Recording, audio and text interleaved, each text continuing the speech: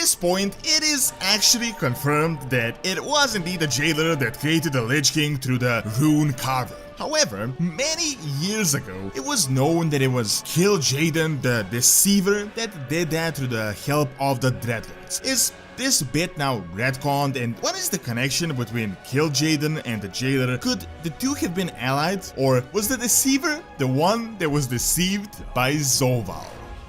Brought to you by Gamivo.com. Make sure to click the link in the description and get Shadowlands as well as game time at discounted prices.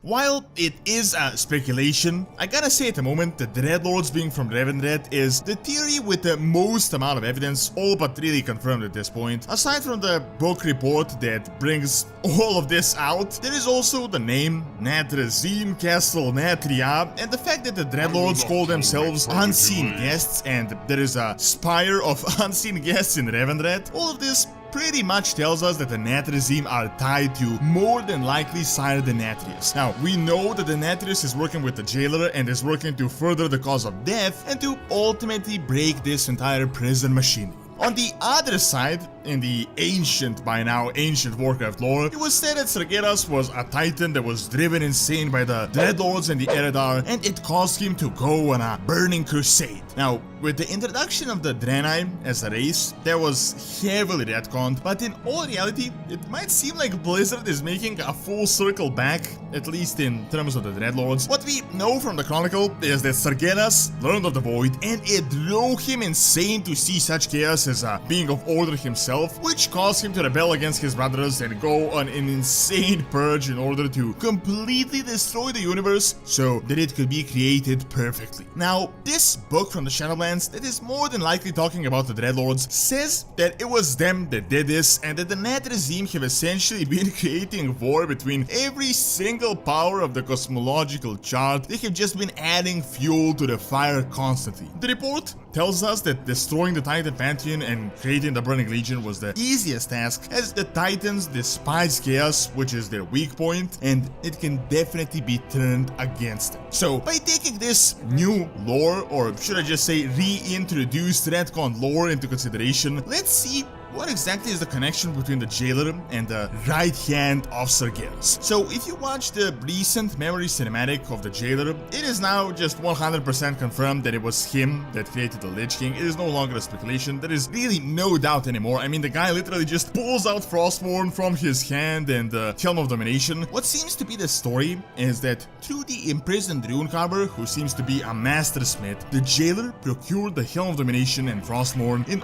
order to get a foothold on Azeroth. He seems to be after the final prize that the first one sought to hide, which I believe is Azeroth, but that really is a topic for another video. Now, in the original old lore, we know that it was Kil'Jaeden, the Deceiver, the brain of the Burning Legion, that created the Lich King by torturing their soul, and it was said that the Dreadlords just provided the artifacts. This, of course, kinda contradicts, but at the same time it doesn't really. I see two scenarios of how this relationship worked. In the first theory, Kil'Jaeden actually allied with the jailer and he knew about him. Now, I'm almost certain, regardless of the speculations, that Kil'Jaeden and the Legion knew about the jailer and were pretty well informed about the Shadowlands. The Legion and Death are really a symbiotic relationship when you think about it. Just look at it this way: the Legion is constantly destroying worlds, causing a ton of death and chaos, and in turn, that is more fuel for the Shadowlands as there are dead souls. Now, this fuel doesn't go directly to the jailer, but if the Legion can help him break the machine of death, he can become immensely powerful as he can just absorb everything. Now, there is this gigantic cosmological war that has been going on for eons, and it does seem like some alliances are there, although at the moment it is just all incredibly vague and undefined. So in my opinion, it could be possible that Kil'Jaeden and the jailer through the Dreadlords created an alliance, sort of a makeshift alliance, in order to work towards a common goal, but more as an alliance of convenience against a common enemy, like my enemy is your enemy. Kil'Jaeden could use the Dead Force to soften up Azeroth for an invasion, and the jailer could use the foothold into Azeroth to break free from his prison. Now, you might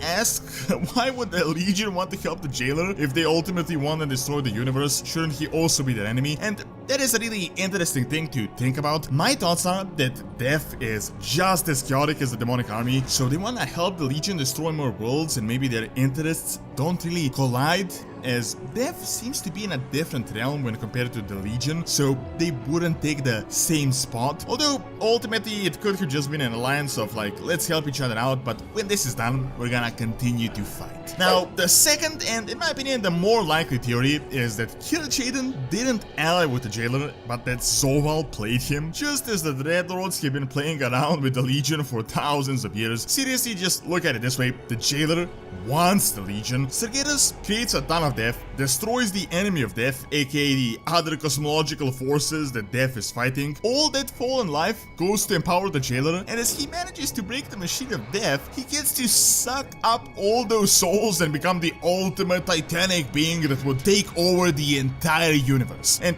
in all of this, he really doesn't have to do anything. Since the Jailer has been imprisoned within the Maw, the only way he could project his power is indirectly and through deceit, so he used his agents, the Denathrius, to do his bidding. We know from the book, the enemy infiltration, that the Dreadlords said that taking fell energy was necessary but not a pleasant process, which means that these agents of death essentially forced themselves to become demons. Then they corrupted Sargeras and have been one of the key parts of the Legion since its inception. We know that the Dreadlords are masters of long-term plans, and as they served Sargeras for eons, I wouldn't doubt that they ultimately earned his trust to do this entire action. Seriously, just look at Lothraxion. We all trusted him, and it turns out that he has been an agent the entire time. Of course, if this speculation is true. So my thoughts on how it turned out is that Kil'Jaeden was the one that did the orc thing, the invasion, and as we know, that failed the Orcish Wars. I'm guessing that was his master plan. He had all of this planned out, so at this point he was out of options. So the Dreadlords came in and said, yeah, we've explored and dabbled a bit into this death energy, and we might be able to help you, and we can use this potent source to prepare for the invasion of Azeroth and ultimately the conquest of the world soul. Seeing that